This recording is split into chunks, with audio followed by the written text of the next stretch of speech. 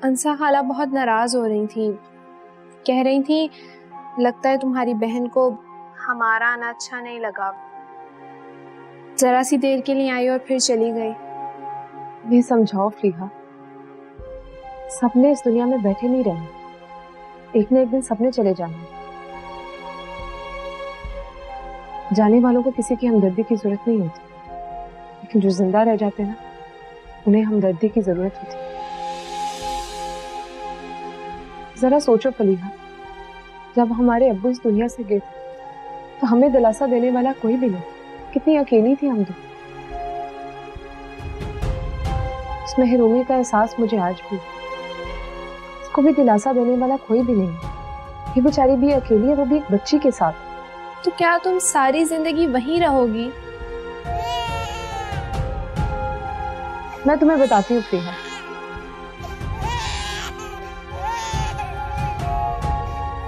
मैं करती हूँ तुमसे बात। Hello, bye.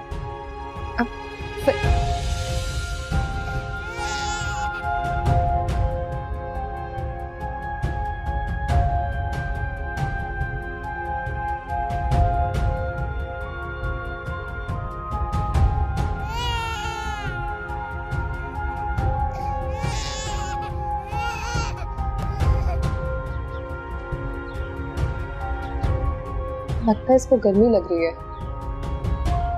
पहले अपने औकात कहाँ के एसी लगवा सकते। मारिया प्लीज तुम ऐसा करो, मेरे साथ मेरे घर चलो, वहाँ पे बस मैं और मेरी बहन ही होते हैं। नहीं नहीं, तुमने पहले ही बहुत कुछ किया है मेरी अम्मी के कफन दफन का, खत्म का। काफी है ये एहसान जो शायद कभी ना चुका सका। इसमें एहसान कैसे? मैंने जो भी किया इंसानियत के नाते किया, और ये हर मुसलमान पर फर्ज है। लेकिन फिर भी मैं बोझ नहीं बनना चाहती। बोझ कैसा? तो मेरी बहन के साथ फैक्ट्री में काम कर दिया कर, फिर तो कोई एहसान नहीं होगा। और मैं तुम्हें तुम्हारा हक दिलवा के रहूंगी उन लोगों से, छोड़ूंगी नहीं किसी भी सूरत। प्लीज।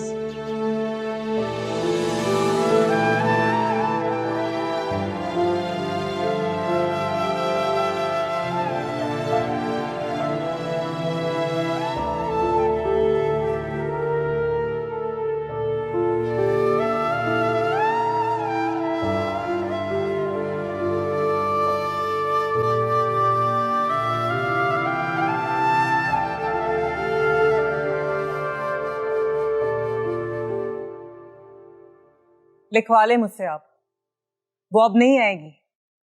मैं तो कहती हूँ कि आप भाई को रिहा करवाने की कोशिश खुद क्यों नहीं करते? उसकी बेगुनाही का कोई सबूत भी तो होना चाहिए, वरना कैसे बचेगा वो सजा से। और सबूत हमारे पास है नहीं, सिवाय इसके कि हमारी बहू ने कहा था कि उसकी बेगुनाही का सबूत मेरे पास है। अब्बा जी, आप फिर से उसकी बात पे यकीन कर बैठे हैं। बेगुनाही के बहाने वो अपना गुनाह छुपा रही थी। वो वकील है रानी, उसके पास जरूर कोई ना कोई जुगाड़ होगी इस बिगाड़ को संवारने के लिए। हाँ, वरना वो इतने कॉन्फिडेंस से बात ना करती। फिलहाल तो ये सोचो कि उसे वापस कैसे लाया जाए। अम्मा, अब्बा को ले और उनके घर जाओ, खुल के उसकी बहन से बात करें, बताएं उसकी बहन के कुटूट उसे। अगर उसने घर में दाखिल ही ना होने दिया तो? हाय हाय, अभी रिश्ता है उसके साथ हमारा। अगर उसने रिश्ता तोड़ दिया तो फिर? ऐसे कैसे तोड़ सकती है वो रिश्ता? मेरे पोते की माँ बनने वाली है वो। मगर रानी तो कह रही थी कि वो बच्चा। इसके कहने से क्या होता है? सारी दुनिया जानती है वो मेरे बेटे के निकाह में अभी। लेकिन कंफर्म तो करना पड़ेगा ना भाभी। फिलहाल कंफर्म मुझे अपने बेटे की रिहाई करनी है और उसके लिए एक बार उसे यहाँ लाना पड़ेगा। जन्नत, ये फोन दे मुझे। ये तो मेरा है ना भाभी। हाँ, तुम्हारे ही फोन मांग रही हूँ। ला इधर दे।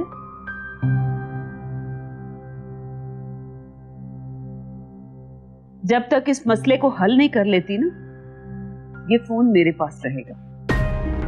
तुम्हें पता है ना भाभी, कभी कभी मेरे बेटे की कॉल आ जाती है मुझे। अच्छा, लो, अब नहीं आएगी। मेरा स्यापा।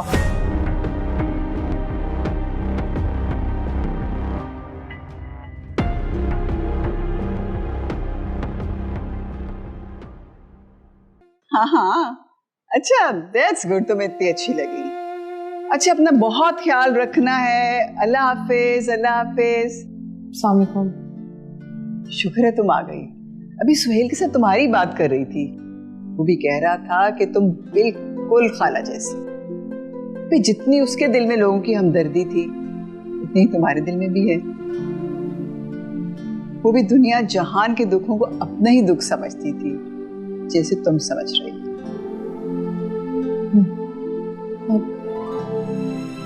आ जाओ खाला, मेरी दोस्त। वालेकुम अस्सलाम। रिहा, रिहा, मारिया को ऊपर कमरे में ले जाओ। जाओ।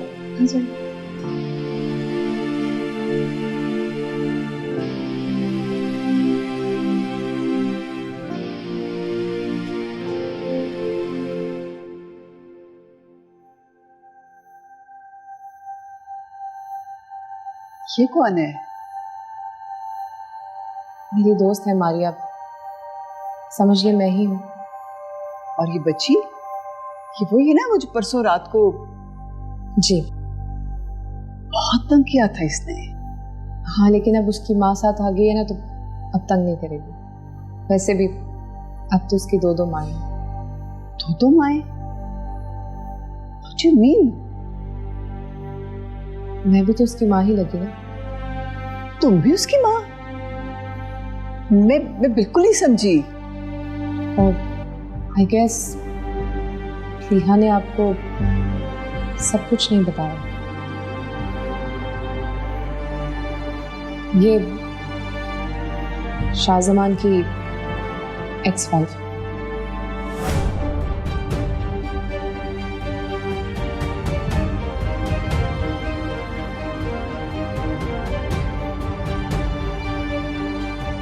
ऋषा, तुम पागल तो नहीं हो गई?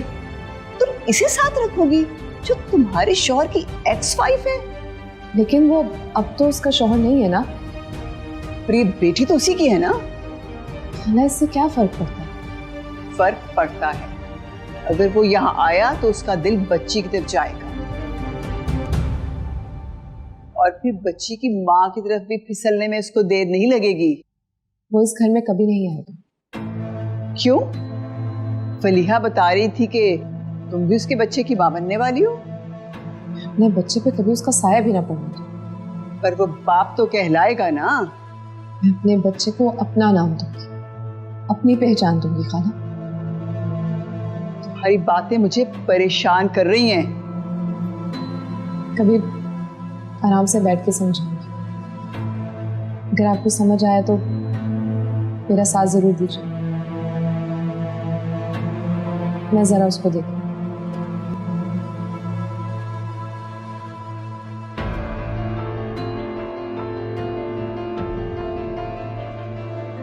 क्या हो रहा है? I really can't comprehend.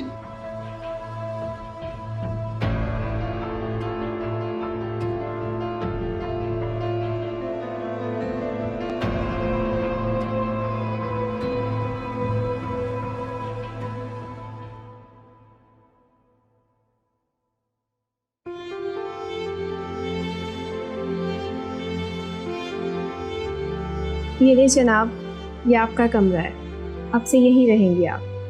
शुक्रिया।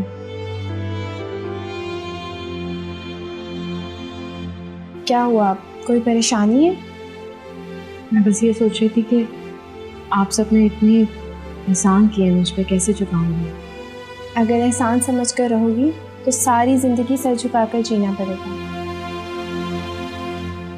और अगर हमें अपनी बहनें समझोगी तो बोझ नहीं लगेगा। वो फरीशा ने कहा था कि मैं आपके साथ फैक्ट्री जाऊंगी काम करने के लिए। फिलहाल आराम करें। जिस दिन रात को मेरे पास रही थी,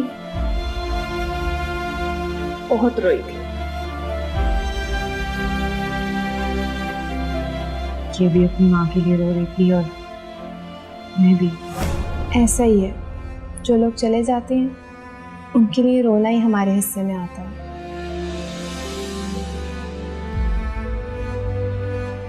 लेकिन अब रोना नहीं है, ना इसने ना आपने। अगर किसी भी चीज़ की ज़रूरत हो तो ज़रीना आंटी हैं, आप उन्हें आवाज़ दे दीजिएगा। इनफैक्ट आप मेरा नंबर रख लें, बच्ची को अकेला ना छोड़िएगा। क्यों? हमारे बुजुर्गान कहते हैं कि छोटे बच्चों को अकेला नहीं छोड़ते। तो बुजुर्गों से किसी ने ये नहीं पूछा कि जब वो अपने बच्चों को अकेला छोड़ के इस दुनिया से चले जाते हैं तो तब बच्चों के पास कौन होता है? दुआएं होती है ना बुजुर्गों के साथ। खैर, आप आराम करें, हम खाने पर मिलते हैं।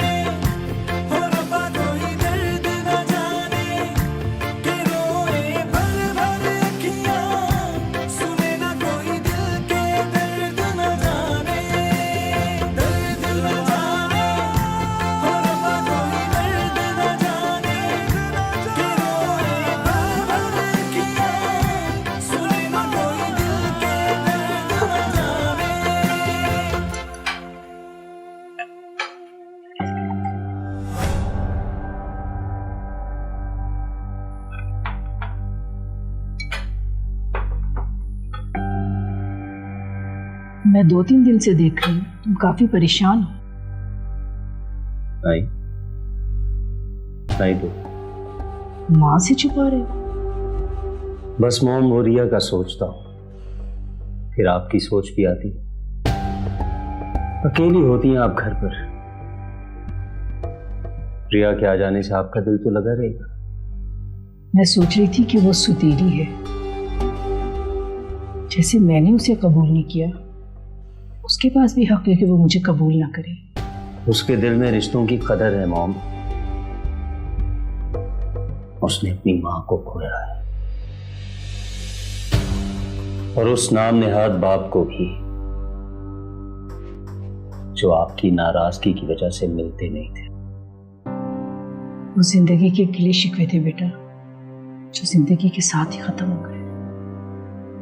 ये गिले शिकवे उनकी जिंदगी में खत्म क्यों नहीं किए?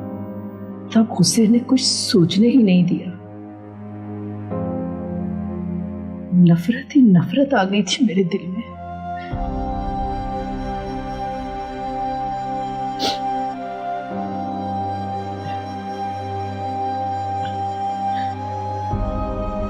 बस एक मान था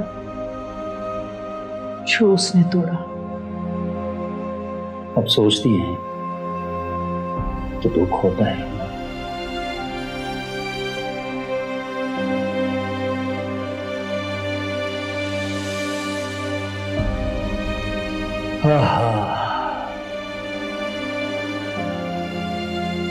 क्या जिंदगी है,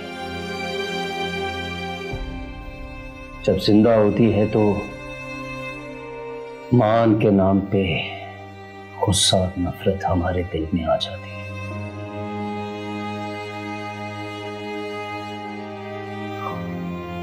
और जब वो नहीं होता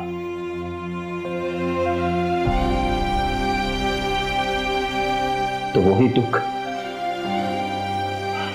आंसू बनकर हमारी आंखों से बहने लगता है।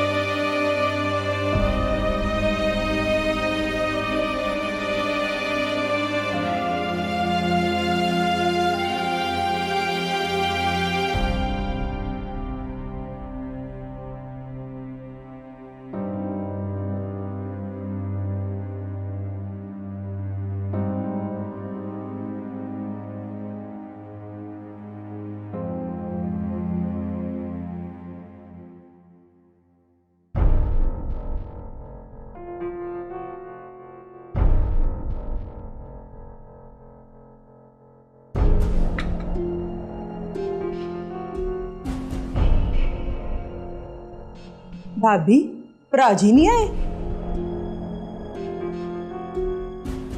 आया होता तो तेरी तरह यहाँ बैठ के ठूस ना रहा होता। भाभी, मेरा तो दिल ही नहीं कर रहा था। तुमने ही तो कहा था कि जन्नत कुछ खा लो। फिर मैंने ब्रेकफास्ट कर लिया। अब तुम ही गुस्सा कर रही हो। गुस्सा न करूं तो क्या करूं? बगल में ही थाना, कपड़े देने गया वहीं बैठ गया। हो सकता है पुलिस ने बिठा लिया हो बयानबाजी के लिए। उससे क्या करेंगे बयानबाजी? वो कुछ ना पूछ भाभी, पुलिस के पास बड़े सवाल होते हैं आदमी को फंसाने के लिए। वैसे एक सोच आई थी दिमाग में,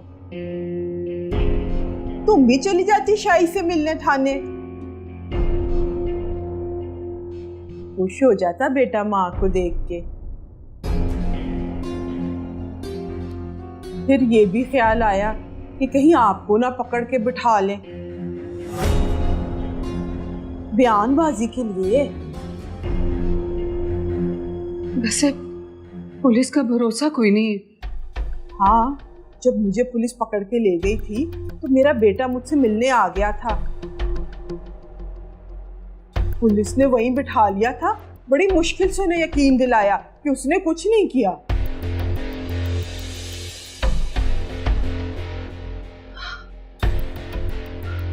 माँ नहीं आई ना वो? नहीं, आज तीसरे दिन की सुबह हो गई है और हम यहाँ बेशर्मों की तरह बैठे इसका इंतजार कर रहे हैं।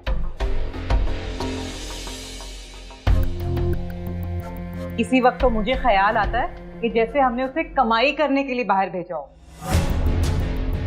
क्या बकवास कर रही है तू? बकवास नहीं कर रही, मैं सच कह रही हूँ। अगर हम में शर्म नहीं है ना तो हया उसमें भी नहीं है। हमने 2-3 बार फोन किए लेकिन उस नवाब दादी को तौफीक नहीं हुई कि फोन ही कर ले।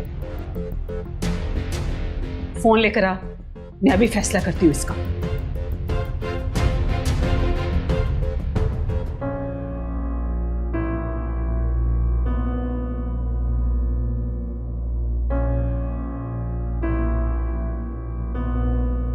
ओए बहुत गर्मी है आज।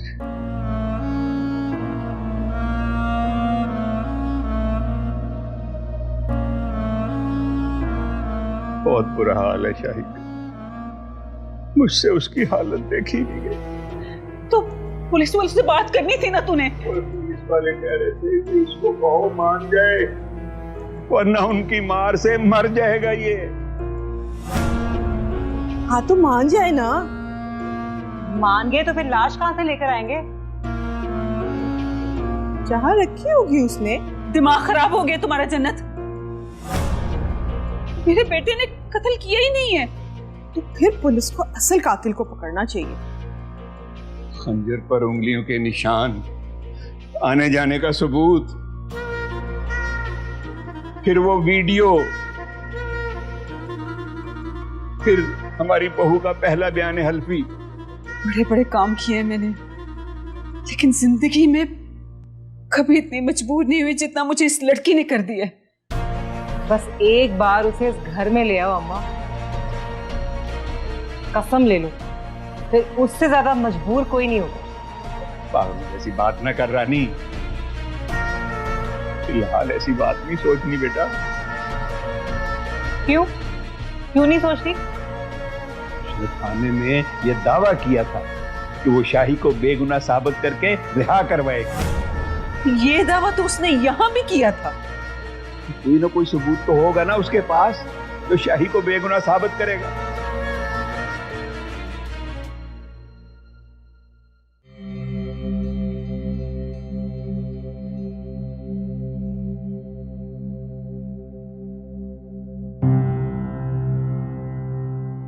ये तुम्हारा कहा पूरा हो जाएगा, तुम मेरी बेवा बनकर जिंदगी गुजारोगी, बीवी बनकर नहीं।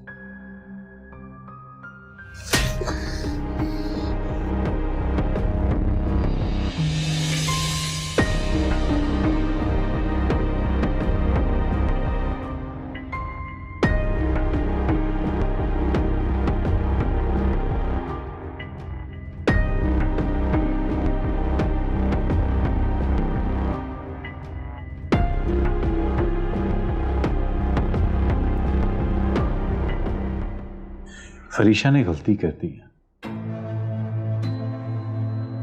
जो उस लड़की को अपने घर ले गई। क्यों? उसे घर क्यों ले गई? वो सोचती है कि अगर उसने उस वक्त वो सब कुछ पढ़ लिया होता तो वो उन्हें उनका हक दिला देती। हक तो वो अभी भी दिलवा सकती है, बेटी है उसकी गोद में उसकी। मगर इसके लिए वो उसे घर क्यों ले गई? जानती भी है कि वो उसके शौहर की बीवी रह चुकी है और उसी की बच्ची की माँ भी है। और वैसे भी अगर शाहजमान वापस आ गया तो बीवी की मोहब्बत तो शायद उससे अपनी तरफ ना खींच सके, लेकिन औलाद की मोहब्बत बाप को दूर नहीं रहने देती। मेरा नहीं ख्याल कि फरीशा अब शाहजमान के साथ रही। फरीशा अभी शाहजमान के बच्चे की माँ बनने वाली है, इसलिए शाहजमान फरीशा को तलाक नहीं देगा। वैसे तुम्हें ये सोच नहीं आती कि एक ही घर की छत के नीचे दो बीवियां, एक साबका और एक मौजूदा? मैंने कोई जोक तो नहीं सुनाया जो हंसी आ गई तुम्हें? मुझे फरीशा की एक बात याद आ गई। वो हर वक्त कुछ ना कुछ सोचती रहती है। कौन सी बात?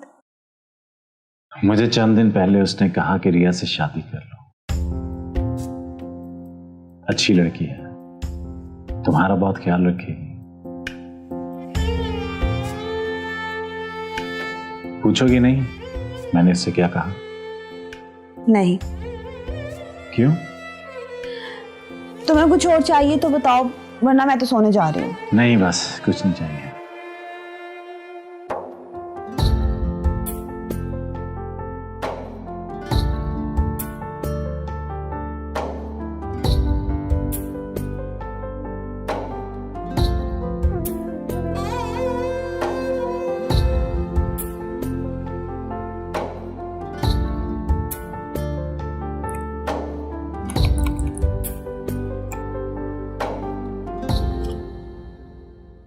मारिया, तुम अपनी कहानी के छोटे छोटे पॉइंट्स बताती जो मैं सब नोट कर लेती हूँ।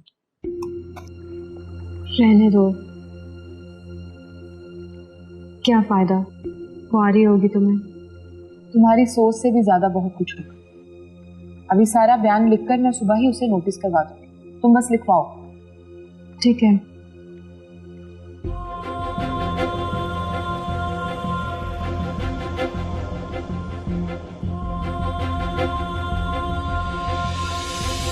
अम्मी मेरी शादी की वजह से परेशान है।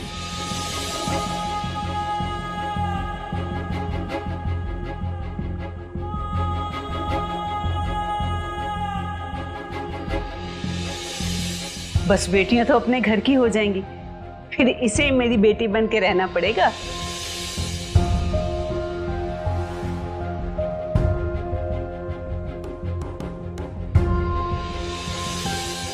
देखना, मैं तुम्हारे सारे अरमान पूरे करूंगा, खुशियों से भर दूंगा तुम्हारा दामन। देखना तुम।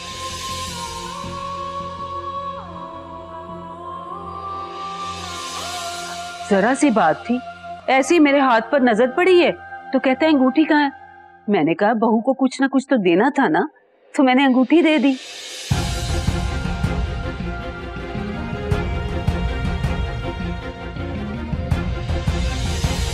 जनाब ने बदमाशों से कर्जा लिया था तो सारे का सारा डबो दिया।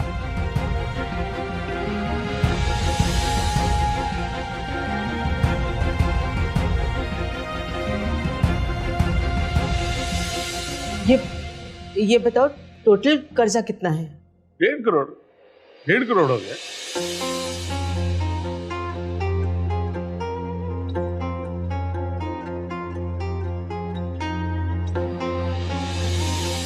मारिया, हम यहाँ रहेंगे? जी अम्मी, मैं शाजमान के साथ आके घर पसंद करके गई थी।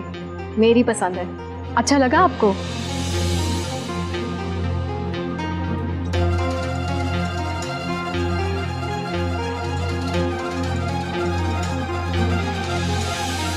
लेकिन शादी के बाद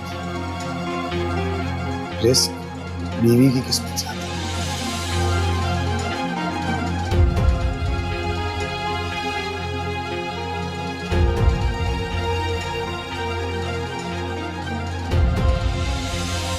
मैं शाहजमान वल्द रहमत अली बकायमी होशो हवास मारिया वल्द अनायत को तलाक देता हूं। ठीक है, डन हो गया। एक बात पूछूं तुमसे? हाँ पूछो। ये सब लिख तो लिया तुमने, लेकिन साबित कैसे करोगे?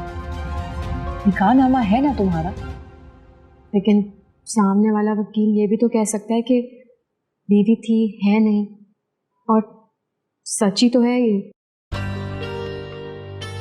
और फिर ये भी कि जायदाद उसने बेची, सबूत कहाँ से लाएंगे?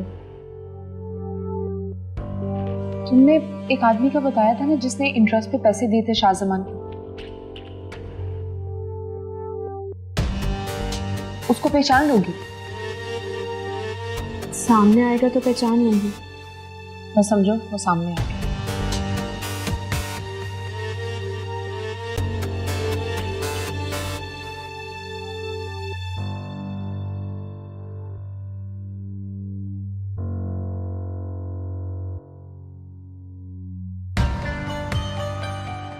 अस्सलाम वालेकुम खालिद भाई।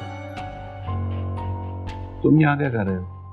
खालिद भाई, वो एक बात मेरे जहन में आई थी, मैंने सोचा आपसे कर लूं। बोलो बोलो। वो फरीशा बेटी के ससुराल से फोन आया था मुझे, मैं भी ने समझाया था और आपने भी शाजमान को बुला के समझा दिया था। मतलब पर आओ। खालिद भाई, मैं कुछ नहीं कह रहा, वो फरीशा बेटी के ससुराल से रिक्वेस्ट आई थी, वो बता रहा हूँ आपको। वो चाह रहे थे कि उनके बेटे को रहा करवा दें। वो तो एक मासूम लड़की के कत्ल में इन्वॉल्व है। खालिद भाई, वो यही तो कह रहे हैं कि उसने कत्ल नहीं किया। वैसे भी वो अपनी फरीशा बेटी का शौहर है, अगर उसका बाप जिंदा होता तो अपने दामाद को जरूर बचाता। ये मैं नहीं कह रहा, फरीशा बेटी की सास ने कहा था। जब तक हमारी बेटी नहीं कहेगी हम कुछ नहीं कर सकते।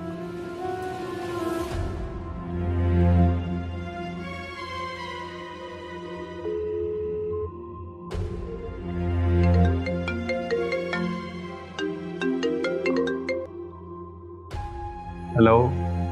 Hello Khalid uncle. जी बेटे। खालिद अंकल, एक केस के सिलसिले में बात करनी थी आपसे। अपने शौहर को रिहा कराना चाहती हैं आप? नहीं, अगर मेरे बस में हो तो सारी जिंदगी उसकी सजा ना खत्म होने दो। तो फिर कौन सा केस है? वो मैंने आपको मारिया का बताया था ना। अच्छा अच्छा अच्छा, वो एक्स वाइफ जो है आपके हस्बैंड की। जी जी, उसी का मामला है। उसकी जायदाद को फ्रॉड करके ले गया शाहजमान, और उस फ्रॉड में एक आदमी इन्वॉल्व है। कौन है वो आदमी? कोई इंटरेस्ट पे पैसे देता है वो। अगर वो सामने आ जाए तो मारिया उसे पहचान लेगी। ठीक है बेटा, मैं कुछ करता हूँ। Okay, thank you uncle.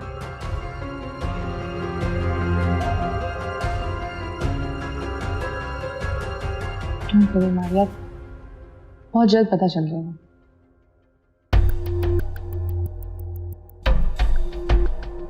Assam, यहाँ जितने भी लोग इंटरेस्ट पे काम करते हैं उन सब की मुझे तस्वीरें चाहिए। खालिद भाई खैरियत है? हाँ, एक लड़की है जिसके साथ फरीशा के शौहर ने फरार किया, और उस खेल में इंटरेस्ट पे कर्जा देने वाला भी कोई शामिल है, जिसकी वजह से उस बेचारी को अपनी जायदाद भी बेचनी पड़ी।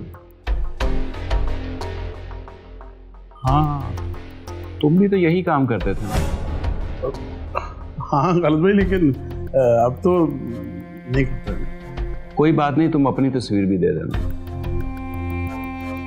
अच्छा खालिद भाई, अस्सलाम वालेकुम।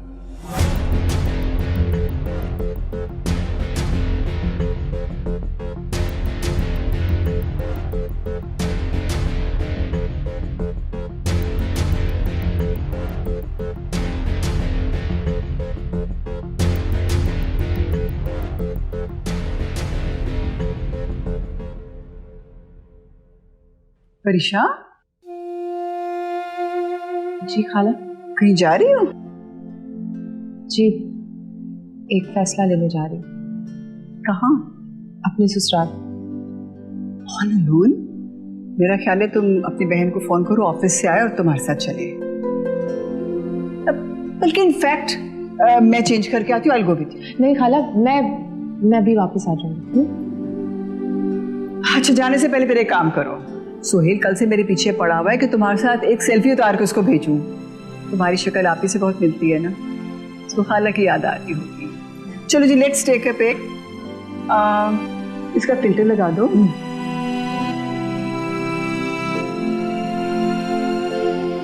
एक और ले ली। Thank you so. Thank you. मैं अभी आती हूँ।